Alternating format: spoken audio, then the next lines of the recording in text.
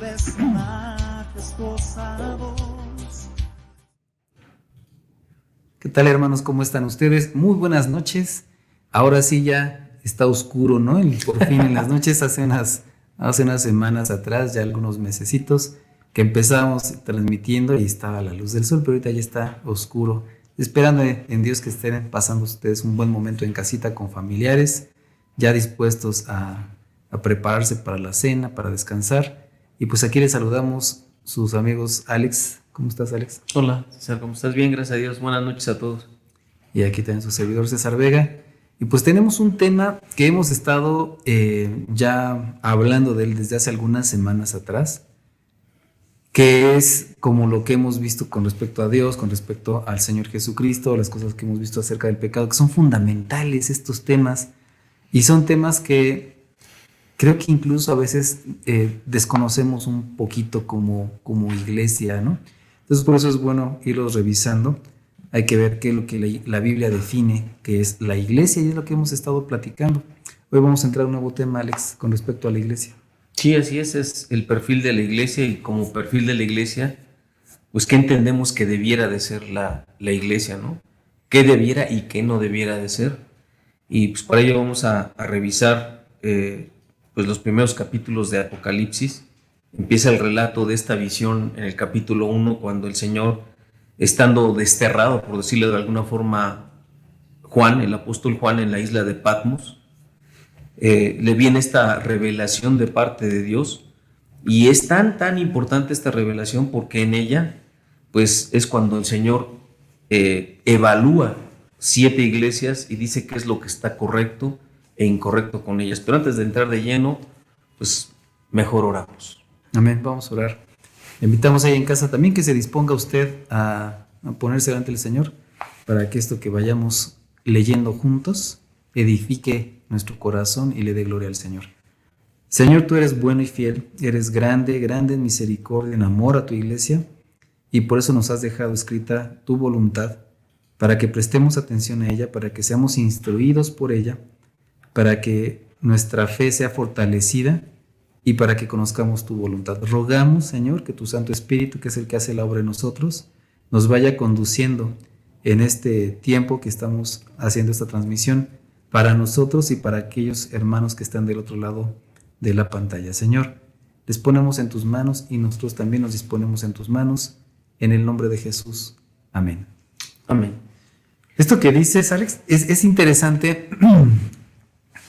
Para empezar, incluso la manera en que Juan recibe este mensaje, de quién lo recibe, en qué condiciones lo recibe, y por último dijiste las 7 iglesias. ¿Por qué 7, no? Entonces hay varias cosas que es interesante verlo como previo a, y nos vamos metiendo directamente al mensaje, ¿no? Sí, y que conforme lo vayamos revisando, va a tener justificación el título, ¿no? Al ir revisando iremos dando cuenta de cuál es el perfil que debe de tener la iglesia, y no por lo que uno piense, sino por lo que el mismo Señor Jesucristo le está diciendo a Juan de las características y la situación espiritual de cada una de estas iglesias, para que entonces entendamos para el Señor Jesús, no para otra, para el Señor Jesús, en una iglesia que es correcto y que es incorrecto, que es provechoso y que es reprobable, ¿no?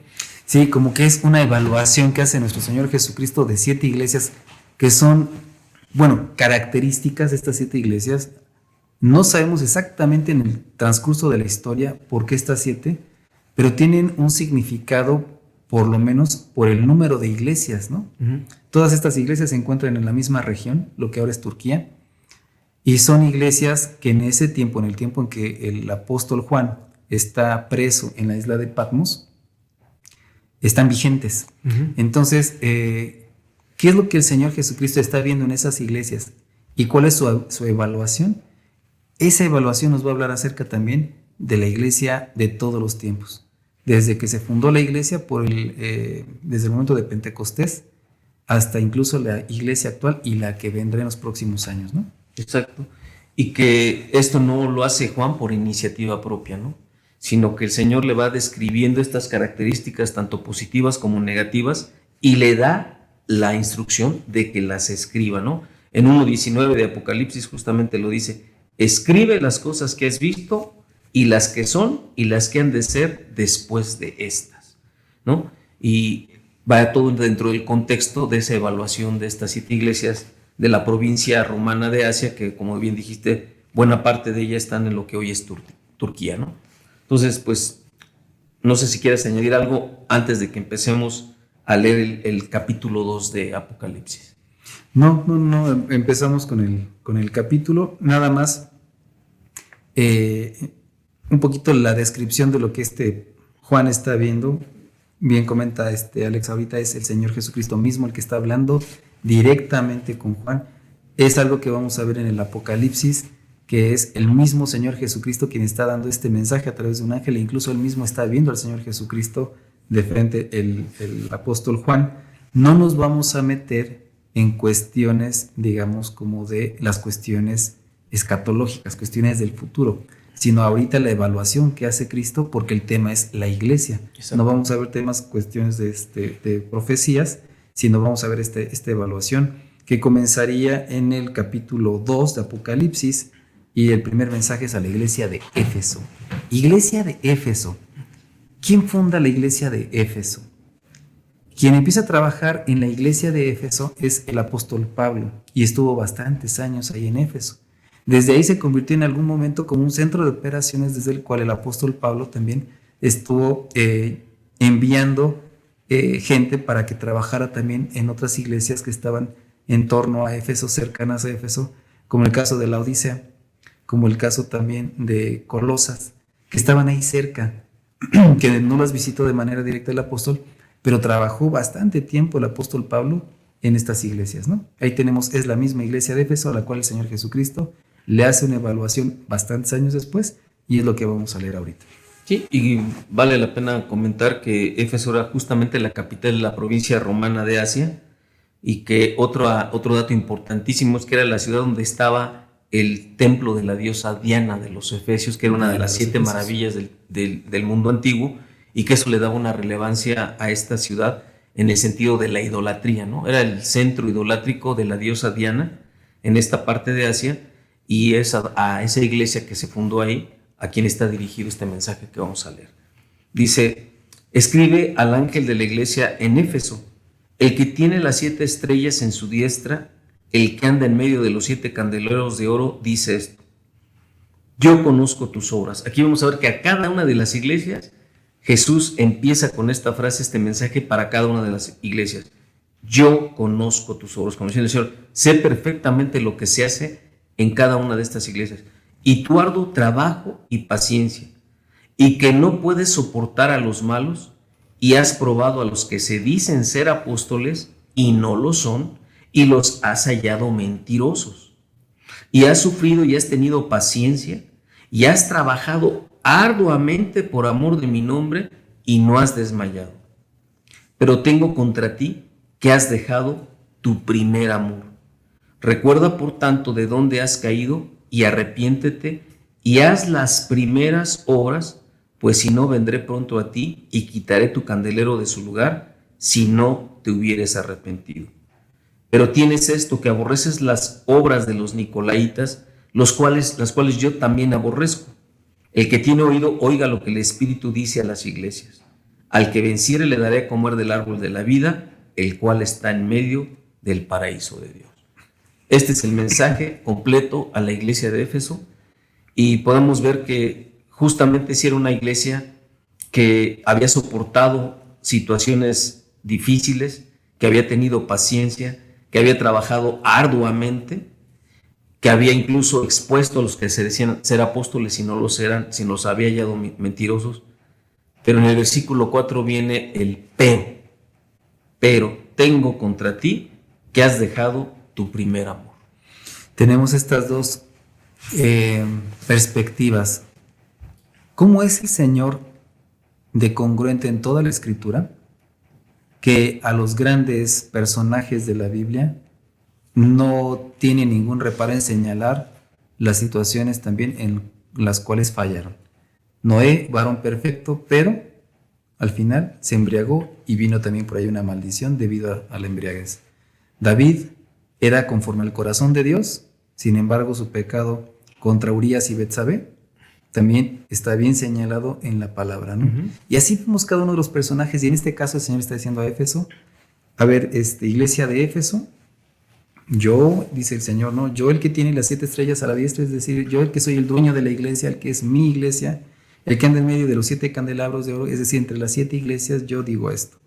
Y entonces le dice, trabajas fuerte, tienes paciencia, no puedes soportar a los malos, pruebas a los que se dicen apóstoles y sabes que son mentirosos, has sufrido, has tenido paciencia, le vuelve a decir, has trabajado arduamente por amor de mi nombre, está diciendo, sí lo has hecho. Y al final también dice, incluso hasta aborreces las obras de los nicolaitas. Pero, y viene entonces esta otra sentencia de la cual dice, si no te arrepientes, dejas de ser iglesia, iglesia de Jesucristo. Igual podemos ir viendo como que cada una de las circunstancias, como para ir un poquito profundizando qué es lo que Dios quiere ver en las iglesias de hoy. Ujú. ¿Qué implicaciones tiene esto? Y aquí podríamos meter la relevancia de que Dios, justamente el Señor Jesús, está ciertamente reconociendo que han trabajado arduamente, ¿no?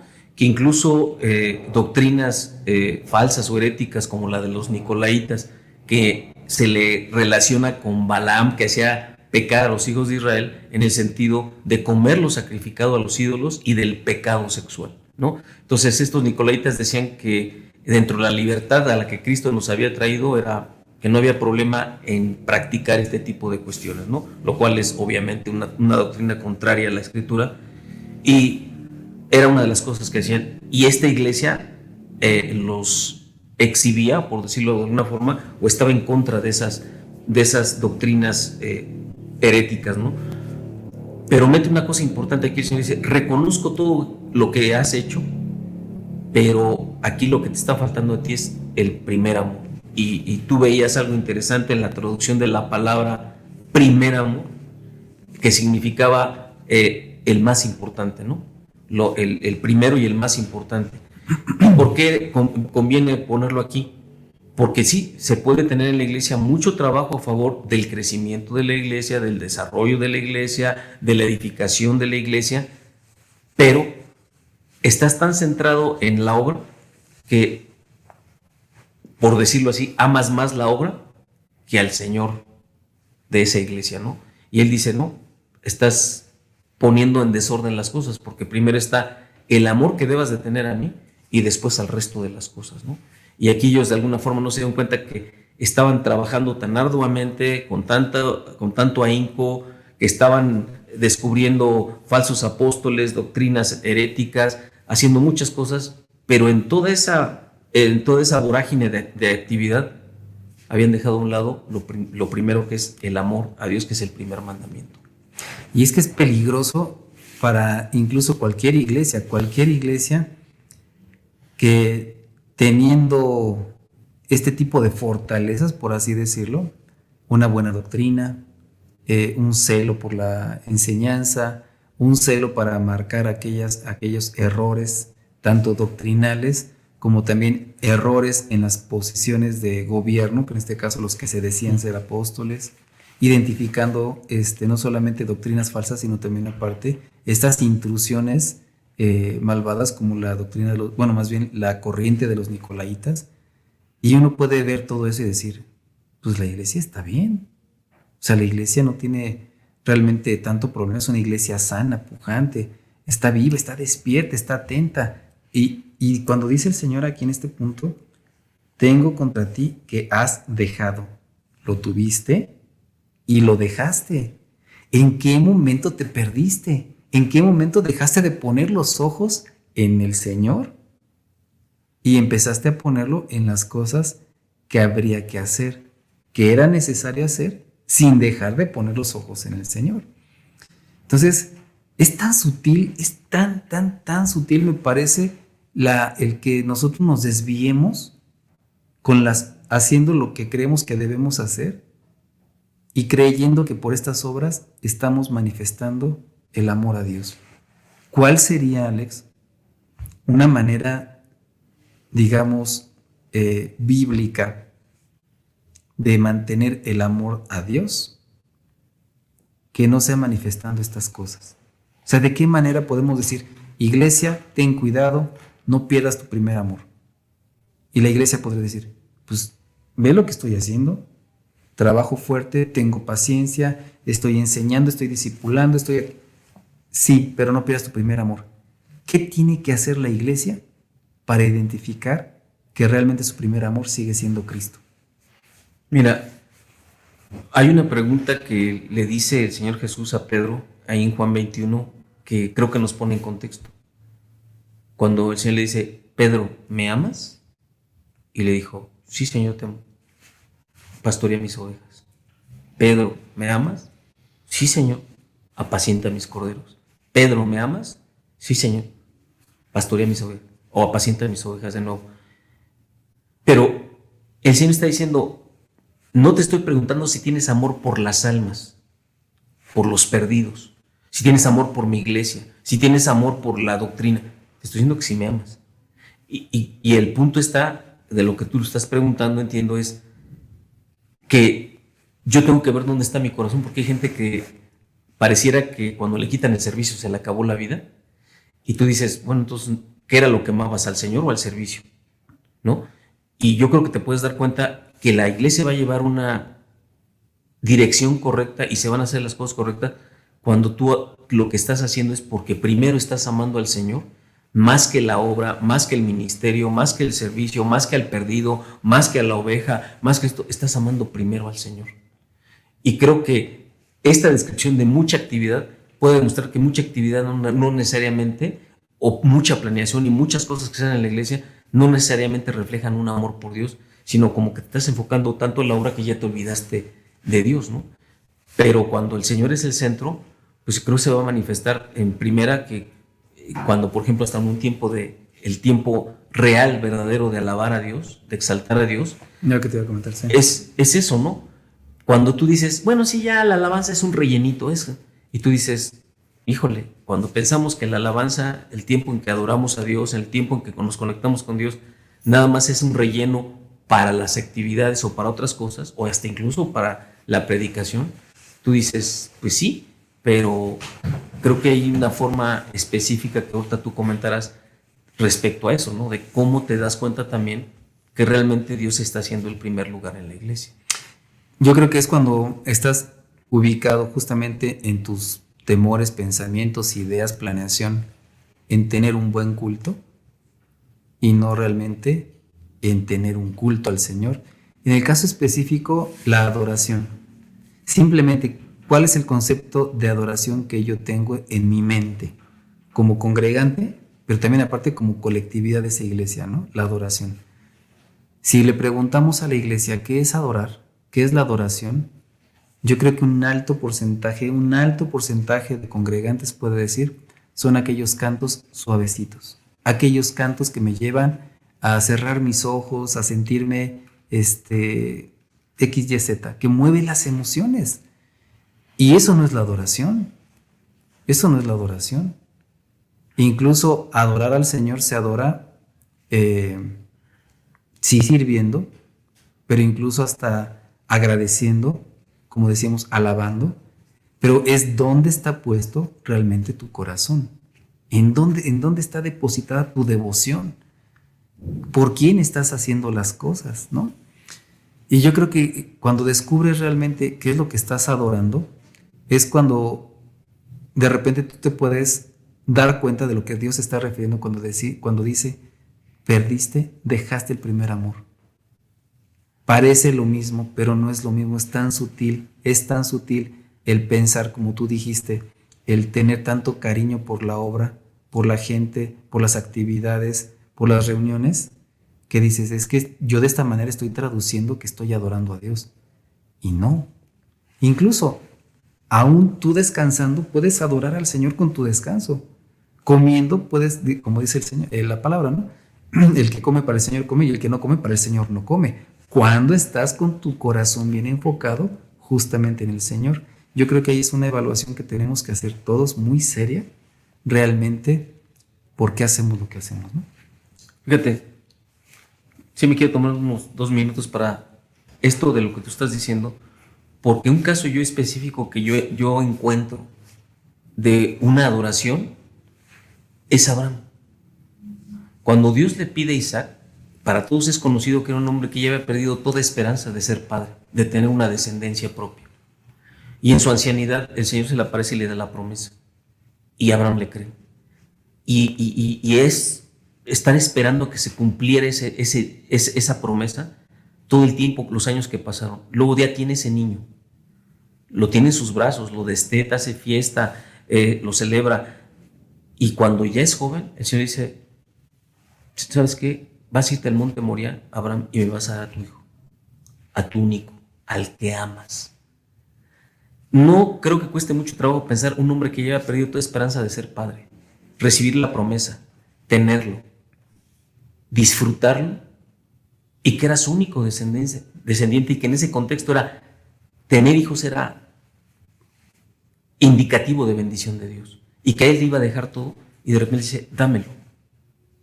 Y el cero cuestionamiento de Abraham e ir y decir, esto es donde se suponía que pudiera estar todo mi corazón, pero no está por encima de ti, y si tú me lo pides, te lo entrego. Porque el corazón de Abraham pudo haber tal vez estado en un momento entre si su corazón estaba con Isaac o estaba con Dios. Pero a través de ese hecho le quedó claro a Abraham dónde estaba realmente su corazón, y dijo, no, mi corazón está en ti. Si lo que tanto yo amaba me lo pides, te lo doy. Y acá es igual, ¿no? O sea, no es tanto en sí mismo la iglesia o el servicio, el ministerio, la gente, las ovejas, es Dios mismo. Y ahí, como tú dijiste, tenemos que tener claro dónde está nuestro corazón. Como a Abraham, Dios lo llevó a que se diera cuenta realmente dónde estaba su corazón. Y creo que para poder todavía ayudarnos a aterrizar un poquito este concepto, ¿por qué Abraham tiene la capacidad de entregar algo tan valioso como Isaac, que era sumamente valioso para este hombre? ¿Por qué tiene esa capacidad? Creo que la clave no es ni siquiera tanto el desprendimiento de Isaac como muestra de respeto a Dios, sino en la fe en lo que Dios dijo. Independientemente de las emociones, independientemente de lo que él sintiera, por encima estaba lo que Dios había dicho. Si él dijo, él lo ha de cumplir. Él le había dado ya la promesa que él iba a ser padre de multitudes, que de su simiente vendría una bendición para todas las naciones. Y entonces Abraham tenía estos dos pensamientos. Voy a perder a Isaac porque Dios me lo está pidiendo, pero no se invalida por Isaac, por la muerte de Isaac, la bendición que Dios prometió. ¿Qué pasó en su cabeza? No lo sé, pero después se han de haber producido muchas emociones y sentimientos. ¿Cuánto tiempo se habrá tardado en cavilarlo? ¿Durmió o no durmió esa noche? No lo sabemos, la Biblia no nos los dice, pero justamente por eso es el padre de la fe, porque él le creyó a Dios y eso es lo que le fue contado por justicia. ¿Qué fue lo que le dio la fuerza? Su fe en Dios. ¿Por qué tenía fe en Dios? Porque Dios le dio fe, porque así nos lo dice Efesios 2, ¿no? Y la fe es un don de Dios. Entonces vemos nosotros no solamente un gran varón, sino detrás de este hombre la fidelidad de Dios por la cual Abraham le entiende, le cree y lo adora. Y cayendo a esto yo soy el que levanto la obra con mi esfuerzo, con mi dedicación, con mi voluntad, ¿o es Dios quien levanta la iglesia? Y ahí está la fe.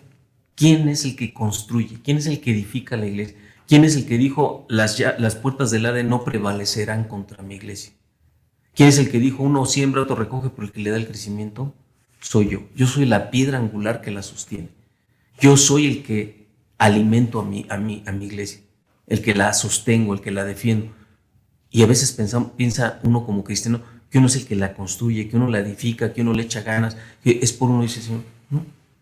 Tu fe debe estar puesta en que el que la hace crecer, el que añada a la iglesia a los que han de ser salvos, soy yo. ¿No? Entonces, aquí a lo mejor se perdió esto y se metieron tanto en la actividad que dejaron de, uno, tener su amor en Dios y la fe en la certeza de que Él iba a edificar, cuidar y hacer crecer a su iglesia.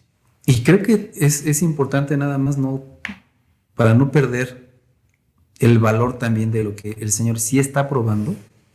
Es decir, pareciera que el Señor está diciendo, tu primer amor tiene que estar por encima de todo esto que hiciste, porque lo que hiciste no es válido, porque tengo yo mis ojos puestos en dónde está tu corazón.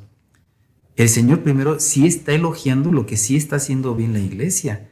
Es decir, haz esto sin dejar de hacer esto otro, sin perder de vista esto otro.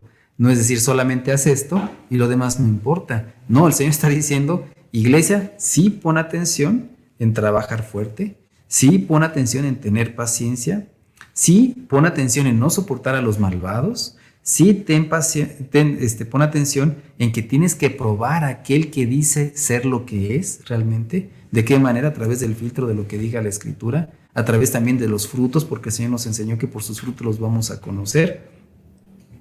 Y también dice que sufres, y más adelante, cuando identificas aquellas doctrinas que son contrarias a la fe y la piedad. Entonces, sí, todo esto, y también aparte, añádele, no dejes tu primer amor. Tú conoces lo que es amar al Señor, no lo dejes. Incluso el Señor dice, eso es un pecado, porque le dice más adelante, por lo tanto te recuerdo de dónde has caído y arrepiéntete. ¿Y qué pasa si la iglesia se arrepiente? El Señor, que es fiel y justo para perdonarnos y limpiarnos de nuestra maldad, nos dice adelante y sigue adelante, iglesia, ¿no? Y de hecho, todo lo que aquí está mencionando, que ya lo describiste para no redundar, que hace la iglesia de Éfeso bien, realmente encuentra sentido cuando lo hace realmente, cuando tiene sentido cuando lo hace siendo Dios su primer amor. Si Dios no es su primer amor, pierde sentido y hasta pierde fruto tanta actividad, porque tu primer amor no es Dios, ¿no? Lo que le da fruto y sentido a todo esto que se está describiendo es que primeramente se ama a Dios, que se tiene en primera estima, en el lugar más importante, en los afectos, en la devoción, en el amor a Dios.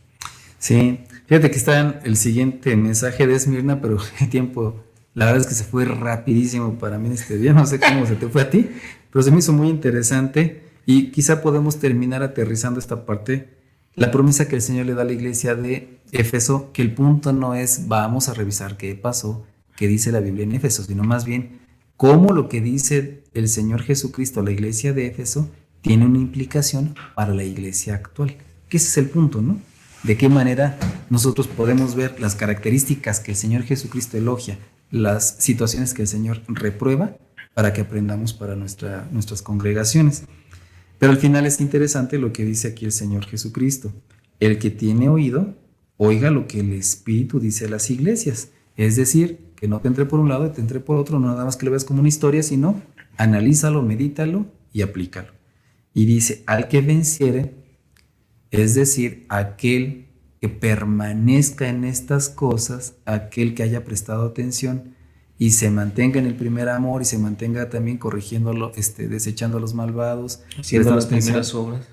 Dice entonces, al que venciere, le daré de comer el árbol de la vida, el cual está en medio del paraíso de Dios. Inmediatamente te transporta ¡fum!, al Génesis, ¿no?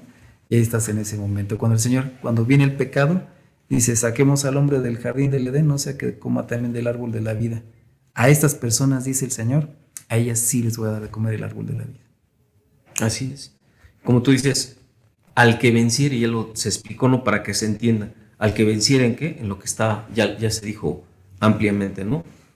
Volver al primer amor, arrepentirse, hacer las primeras obras, ¿no? ¿Por qué? Porque esas primeras obras se desprendieron justamente de eso, ¿no? De cuando ese primer amor lo comentábamos. ¿Por qué es el primero? Pues porque antes de conocer a Cristo conocemos diferentes tipos de emociones, pero no el amor. Porque con ese nuevo nacimiento se nos da la capacidad de percibir el amor de Dios, y el Espíritu derrama del amor de Dios en nosotros para que también de vuelta a nosotros le demos ese amor a Dios. Entonces, en ese estricto sentido, en ese nuevo nacimiento y en que el Espíritu viene a nosotros, es que por primera vez vamos a estar capacitados para amar, y al primero que amamos es el que nos amó primero, que es Jesucristo, ¿no? Por eso también toma tanta relevancia esto, porque dice, pues haz las primeras horas. ¿Qué hiciste cuando naciste espiritualmente, recibiste de mi Espíritu Santo y entraste a una nueva vida? Eso que se desprendió de ese hecho que yo generé por mi Espíritu Santo y por mi gracia, quiero que vuelvas a esas primeras obras. ¿no? Ujú. Y por eso es tan importante volver al primer amor, volver a esas primeras obras, sin dejar de hacer lo que ya se comentó. Y al que venciere haciendo esto, pues va a tener la vida eterna, porque ese árbol de la vida, que también representa a Jesucristo dentro del Edén, es el único que nos puede dar a comer el pan de vida o darnos la vida eterna. El verdadero pan de vida. Ujú. Y este primer amor también lo podemos recordar cuando nos dice el Señor Jesucristo cuál es el resumen de toda la ley y los profetas: amar a Dios. Y como nos dice también en Deuteronomio 6, amarás al Señor tu Dios sobre todas las cosas. El primer amor, ¿cuál es ese primer amor? Y cómo de él emana todo el resto. También aparte, viene implícito el amor al prójimo, sí, pero no es primero el amor al prójimo. El amor al prójimo se deriva de amar a Dios, aunque es un termómetro de nuestro amor por Dios. Exactamente. Pues ya son cosas que iremos viendo después un poquito más a detalle con las demás iglesias. Me parece muy interesante lo que el Espíritu nos está diciendo ahora, lo que el Señor Jesucristo le dijo a Juan y lo que el Espíritu ahora nos dice a nosotros como iglesia, y lo seguiremos viendo las próximas semanas. Espero que nos vayamos un poco más rapidito, porque son 7 y serían varias semanas más. Pero bien vale la pena saber qué dice el Espíritu a la iglesia, para que la iglesia sepa cuál es el perfil de una iglesia. Pues aquí nos lo dice y hay que conocerlo para pegarnos a ese perfil o para salir de lo que está fuera de ese perfil. Pero bueno, se lo seguiremos viendo en las siguientes semanas. Gracias por acompañarnos. Que pase una muy buena noche y nos seguimos viendo en cada transmisión. Amén, que el Señor les guarde, que tenga excelente noche. Bye. Se escucha el sonido de su majestuosa voz. Se escucha el